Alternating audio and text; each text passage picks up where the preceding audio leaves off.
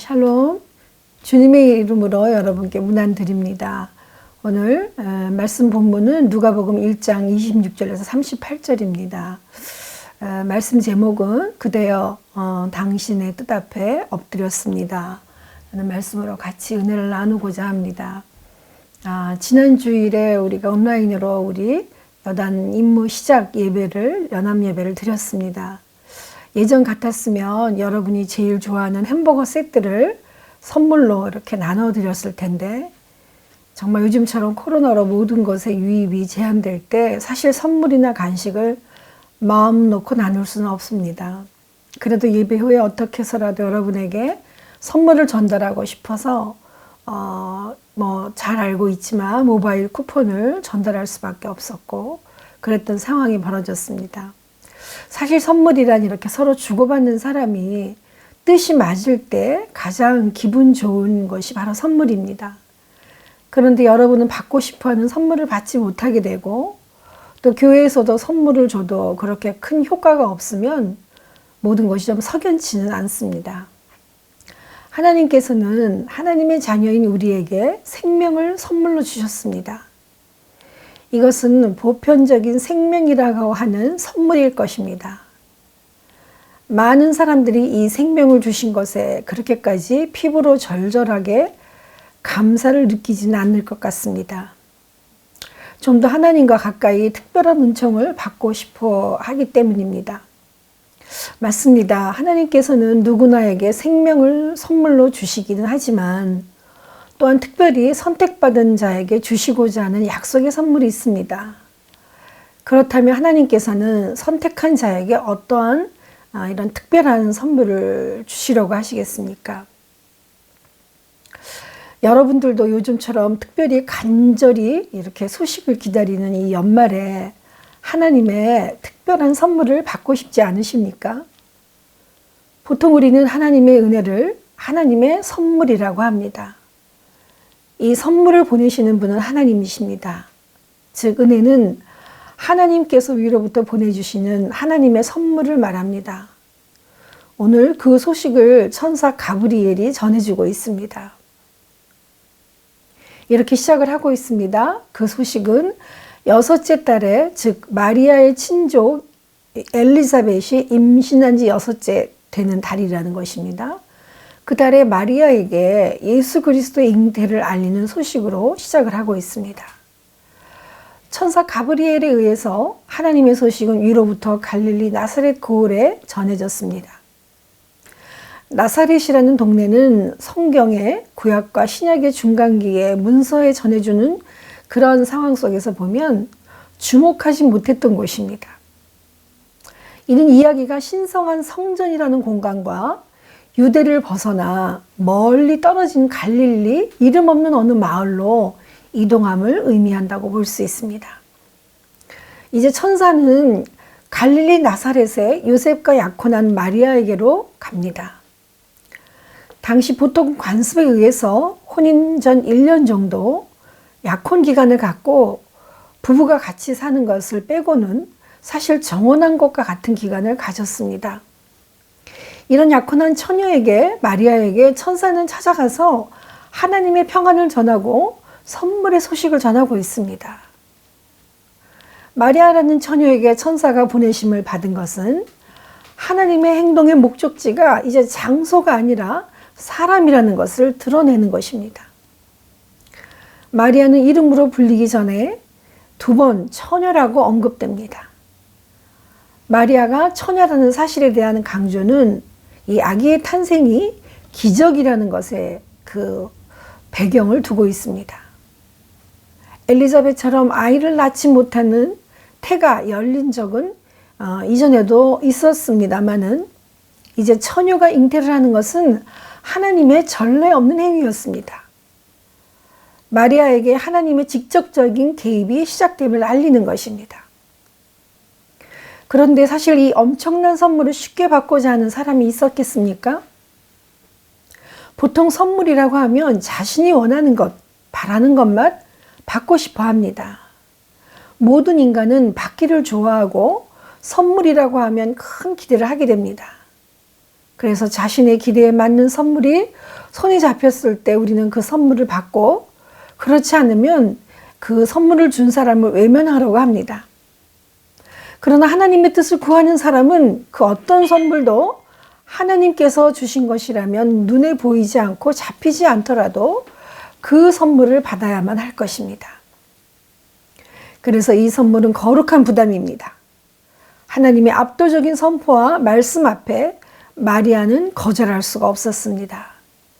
그리고 하나님의 선물이기에 거룩한 부담이 될 수밖에 없음을 고백했을 것입니다.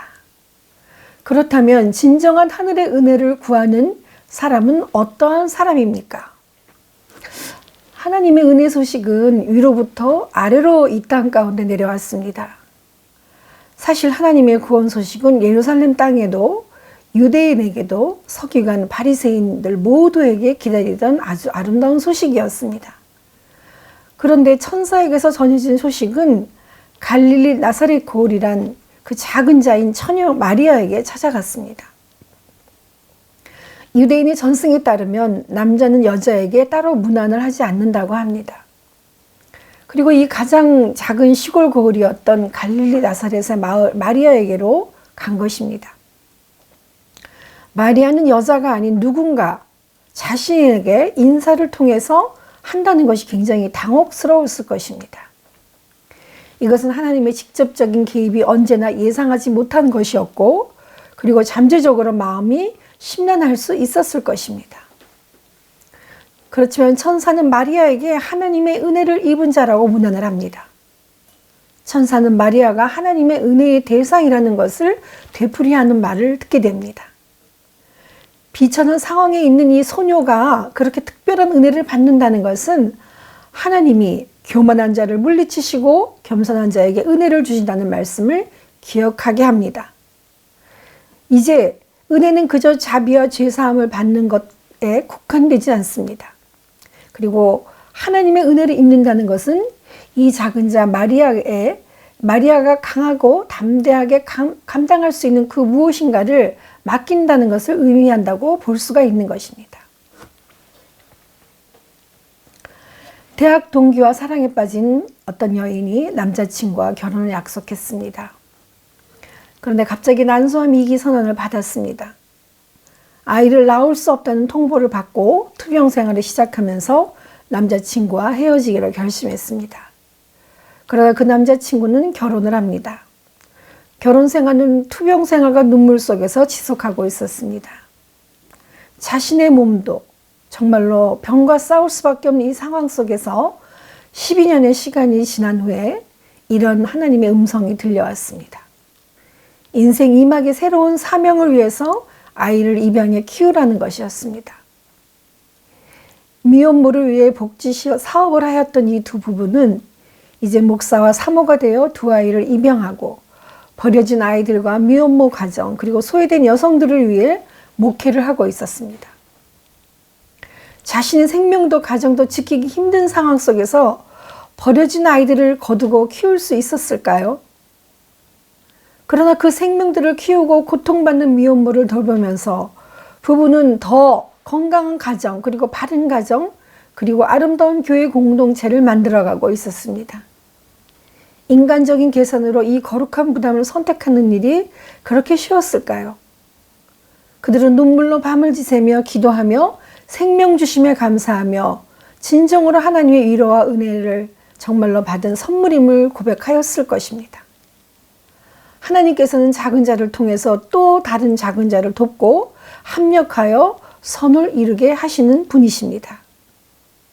그렇다면 하나님께서는 이런 작은 자와 함께하는 자에게 어떤 아름다운 소식을 전해주시겠습니까? 하나님께서는 하나님의 뜻을 이루어 가시기 위해서 약속을 이루어 가십니다. 마리아는 나는 이 모든 것이 무엇을 의미하는지 알지 못합니다. 하지만 하나님의 선한 일을 하시는 것을 믿습니다. 라고 고백합니다. 하나님의 약속은 앞으로 선한 일을 이루어 가실 것을 믿는 것입니다. 그러므로 주님의 약속의 말씀이 이루어질 것을 믿는 삶이 바로 은혜입니다. 이 은혜는 감히 사람의 계획과 의도를 넘어서는 비범함을 뛰어넘는 전능하신 하나님의 약속이었습니다. 성경에 나오는 다른 수태고지는 이미 결혼한 사람들에게 이루어졌습니다. 마리아는 어떻게 처녀가 잉태해서 자식을 낳을 수 있는지를 물었습니다. 누가복음은 마리아가 순결하고 거룩한 그릇으로 예수를 낳기에 합당한 존재라고 높이기 위해서 마리아를 강조하지 않았습니다. 마리아가 처녀라는 사실은 잉태에 대한 장애물로만 제시되고 이 장애물은 오직 전능하신 하나님의 기적적인 창조에 의해서만 극복될 수 있음을 나타내고 있습니다. 그러므로 엘리자벳의 아들인 세례 요한의 출생이 비범함이라고 한다면 예수님의 탄생은 오직 하나님의 창조임을 약속하고 있는 것입니다. 마리아는 이 약속을 마리아가 천사에게 말하되 나는 남자를 알지 못하니 어찌 이 일이 있으리까는 그런 일어나리라는 그 일이 당시 당연하게 받아들이고 있는 것입니다. 그러면서 천사의 예언에 어떠한 방식으로 이루어질 것인지를 묻고 있는 것입니다. 한 농부가 평생 농사를 짓다가 이제 죽을 날이 얼마 남지 않았다는 사실을 알고 이제 죽기 전에 자신이 하지 않으면 안 될 일이 꼭 있을 것 같아 곰곰이 생각하고 있었습니다. 그런데 그것이 무엇인지 쉽게 알 수가 없었습니다. 겨울이 지나고 봄이 왔습니다. 그는 아들을 불렀습니다. 아들아 나를 따라오너라. 아들에게 보리밭에 가서 가을 보리를 심게 했습니다. 아들은 왜 봄에 아버지가 가을 보리를 심으라고 했는지 의아했지만 말없이 아버지 말에 순종했습니다. 아버지는 아들에게 잘 가꾸라고 부탁합니다. 아들은 열심히 정성을 다해 가꾸었습니다. 그런데 정작 수확기가 되어 보리를 거두려고 하자 보리는 이삭 열매라는 열매는 하나도 없었습니다. 망연자실하고 있는 아들에게 아버지가 말했습니다. 보리 이삭이 잘 맺었느냐? 아닙니다. 이삭이 하나도 맺지 않았습니다. 그러자 아버지는 이제 죽기 전에 꼭 해야 할 일을 다 했다는 듯 아버지가 말을 이었습니다. 아들아 내 말을 잘 들어라. 가을 보리를 봄에 심으면 절대 열매를 맺지 않는단다. 가을 보리는 가을에 심어 혹독한 겨울의 눈보라를 견디며 자라게 해야 이듬해 봄에 튼튼한 보리로서 열매를 맺는단다. 그것이 가을 보리의 타고난 길이란다. 가을 보리가 진정한 보리가 되기 위해서는 겨울이라는 고통과 인내가 필요하단다. 고통이 없는 온실과 같은 평화는 오히려 가을 보리에겐 절망이며 죽음이다. 이렇게 가을 보리처럼 고통이 없는 열매는 없단다. 인생도 마찬가지란다. 맞습니다. 마리아에게 천사로부터 전달된 하나님의 약속은 이루어질 수밖에 없었으며 그 약속은 고통과 인내를 감내하며 순명으로 감당해야 될 일이었습니다. 그러나 현실은 너무나도 엄청난 고난의 길에 놓여 있기에 정말로 마리아는 그렇게 생각하고 있었습니다. 그렇다고 열매 맺지 못한 가을보리처럼 미리 그 순명의 시간을 앞당길 수도 뒤로 미룰 수도 없는 것입니다. 천사가 전달할 하나님의 언약은 하나님의 시간에 이루어질 수밖에 없는 것이기 때문입니다. 그렇다고 하면 주님의 말씀이 이루어질 수 있는 것을 믿는 자에게 어떤 삶을 살아가도록 해야 할까요? 하나님의 약속을 전해들은 이 마리아는 감히 상상치 못한 주님의 계획에 놀라고 있습니다. 너무나 두려워서 놀라워서 두렵다고까지 했습니다. 이 두려운 소식은 처녀의 몸으로 예수님을 잉태하여 하나님의 아들을 낳게 된다는 것입니다. 마리아는 천사로부터 전해들은 하나님의 소식이 앞으로 이루어질 약속임을 알게 되었습니다. 이것은 그녀에게 들려진 엄청난 선물이었지만 동시에 감히 선물을 받아야 할까 거절해야 할까를 선택해야 될 여지조차 없었습니다. 왜냐하면 천사의 소리로 하나님의 권능이 임했기 때문에 그랬기 때문입니다. 그녀는 이 모든 말씀 앞에 엎드렸습니다. 그리고 이렇게 고백합니다. 대저 하나님의 모든 말씀은 능하지 못하심이 없느니라 라고 말입니다. 그리고 이것이 전능하신 하나님의 선포이기에 하나님의 말씀이 내게 이루어지이다라고 그 약속을 응답하며 기다립니다. 마리아는 천사가 자신에게 말하는 것을 종종 정중하게 받아들이며 더 많은 것을 알려달라고 요구하지 않았습니다. 마리아는 하나님께 능하지 못하심이 없다는 것을 사실로 받아들입니다. 또한 마리아는 주권적인 하나님이 정말로 주권적으로 그 적절하다고 여기시는 대로 사용될 하나님의 도구로서 자신의 역할을 받아들이고 있습니다. 마리아가 사용한 주의 여정이라는 용어는 마치 마리아가 집에서 허드렛 일을 하는 사람에 불과한 것처럼 비하하는 그런 용어가 아닙니다.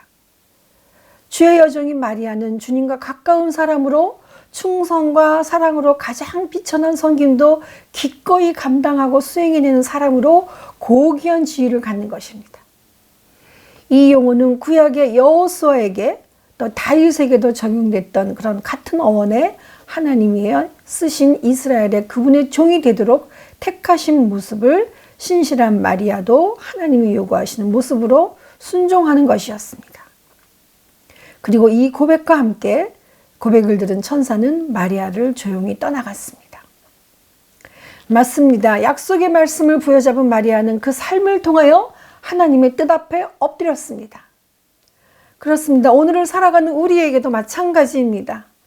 사실 마리아의 선택은 그 전통 사회에서 쫓겨나야 했고 하나님으로부터 버림받을 수밖에 없는 두렵고 어려운 선택이었습니다. 우리에게도 마리아의 길은 상황이 전개될 수 같은 상황이 전개될 수 있습니다. 그리고 우리의 삶의 곤고함과 어려움 속에서도 의도치 않은 하나님의 요구들이 있을 수 있고 다가올 수도 있습니다. 그것이 당연히 하나님께서 우리에게 명하시는 요구인지 알지만 너무나 부담스럽고 너무나 어려워서 거부하고 도망가고 싶은 욕망이 더 많을 것입니다. 그래서 아마도 포기하고 받아들이지 않을 수 있습니다. 그리고 그 선물이 또한 지금 내 현재의 삶에 방해가 되고 정말로 저촉되는 요소가 될 수 있습니다. 맞습니다. 그것이 우리의 삶의 현실입니다. 왜냐하면 닥쳐진 우리의 삶의 무게가 너무나 무거운데 어떻게 하나님의 약속과 기대를 끝까지 기다릴 수 있을 수가 있습니까? 그렇기 때문에 때로는 뒤로 물러서서 정말 뒤로 한 발짝 물러서기도 합니다. 그렇다고 해서 하나님의 뜻이 내게 이루어지지 않았었을까요? 아닙니다. 그 어떠한 상황 속에서라도 하나님의 뜻은 반드시 이루어집니다. 그렇다면 만약 우리에게 그런 상황이 온다고 하면 우리는 그러면 어떻게 살아가야 하겠습니까? 우리는 지금 현재 그 작은 결단들이 보잘것없어 보이지만 마리아처럼 약속의 말씀 앞에 순종하며 갈 때에 하나님의 뜻은 반드시 이루어질 것입니다. 이처럼 우리도 하나님의 계획 속에 쓰임받는 존재가 되어야 할 것입니다. 마치 여호수아를 통해서 광야의 이스라엘 백성들이 가나안 땅으로 들어갈 수 있었던 것처럼 또한 양치기 목동 다윗을 통해서 블레셋으로부터 이스라엘 국가를 세우는 왕의 권위와 직임이 세워진 것처럼 말입니다. 이처럼 마리아와 요셉의 믿음의 가정을 통해 온 인류를 구원할 계획을 하나님께서는 이루어 가셨습니다. 이러한 역사가 이제 우리의 엎드림을 통하여 반드시 이루어질 것입니다. 처녀가 아이를 낳는다는 것은 마리아에게 있어서 두 가지 모험이 필요했을 것입니다. 한 가지는 남편 요셉에게 파혼을 당할 것이고 또 하나는 평생 부정한 여인으로 낙인이 찍힐 것입니다. 그러나 마리아는 하나님의 선물이 은혜임을 알기에 믿음으로 응답했습니다. 이처럼 어려운 가운데서도 하나님의 약속을 선택하는 삶을 사는 우리에게도 하나님은 함께 하신다고 약속하십니다. 우리의 삶에 임마누엘의 은혜가 있기를 간절히 소망합니다. 정용택 시인의 나무라는 시를 통해 함께 하심의 의미를 나누기를 원합니다. 나무. 나에게 나무가 하나 있었다. 나는 그 나무에게로 가서 등을 기대고 서 있곤 했다. 내가 나무여 하고 부르면 나무는 그 잎들을 은빛으로 반짝여주고 하늘을 보고 싶다고 하면 나무는 저의 품을 열어 하늘을 보여주었다. 저녁에 내게 몸이 아플 때면 새들을 크게 불러 울어주었다. 내 집 뒤에 나무 하나가 있었다. 비가 내리면 서둘러 넓은 잎을 꺼내 비를 가려주고 세상이 나에게 아무런 의미로 다가오지 않을 때 그 바람으로 숨으로 나무는 먼저 한숨 쉬어 주었다. 내가 차마 나를 버리지 못할 때면 나무는 저의 잎을 버려 바람의 의미를 알게 해 주었다. 같이 기도하시겠습니다. 하나님, 하나님의 말씀 앞에 엎드립니다. 마리아가 그 천사의 음성을 듣고 나는 주의 종이오니 주의 말씀대로 이루어지이다라고 자신의 모든 모습을 내려놓고 그 어려움을 감수해내며 하나님의 응답이, 하나님의 계획이 이루어지길 기다리며 그 천사의 선물을 받았습니다. 하나님, 우리의 삶의 과정 속에서 우리는 날마다 선물을 기다립니다. 그러나 그 선물이 때로는 내가 원치 않은 것, 내가 지금 이 시간, 한 시간 우리의 삶을 걸어가기도 버거운 이 가운데 그 선물은 우리에게 너무나 거룩한 부담이며 하나님 지고 싶지 않은 십자가임을 눈앞에서 보고 있을 때가 얼마나 많은지 알 수 없습니다. 그러나 하나님, 하나님의 선물은 고난의 십자가인 것 같지만 그 뒤에 숨어진 하나님의 큰 은혜이기에 오늘도 주의 말씀에 응답하며 순종합니다. 주님 참으로 감사합니다. 주의 말씀 앞에 엎드려질 수 있는 믿음을 주시고 은혜를 허락하여 주시옵소서. 그래서 하나님, 주님의 옷을 벗고 한 겹 한 겹 정말로 주님께서 우리에게 다가오신 것처럼 주님의 사랑에 온전히 쌓여 믿음으로 주님의 큰 선물을 받을 수 있도록 인도하여 주시옵소서. 감사드렸고 예수님의 이름으로 기도드렸나이다. 아멘.